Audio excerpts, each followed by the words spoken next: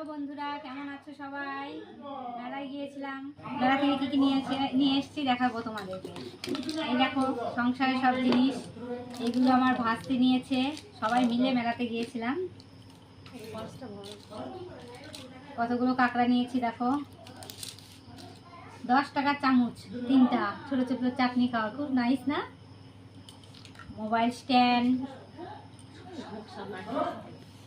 এই যে দেখো গাডার ছোট ছোট, খুব পছন্দ এগুলো আমার। এটা খুব দরকার ছিল এই যে তেল ব্রাশ করার জন্য।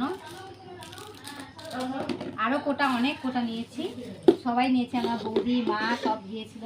আমি একটা ব্রত কথা নিয়েছি 6 টাকা।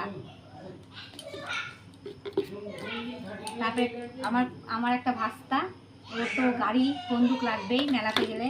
তারপরে খাওয়ার জিনিস দেখো, ফুচকা, তারপরে বাদাম, আর সব থেকে ভালো হচ্ছে জিলাপি। এটা ছাড়া মেলা দেখা একদম অচল, একদম অসম্পূর্ণ থেকে যায়। তো কেমন লাগলো তোমরা সবাই কমেন্টে বলো।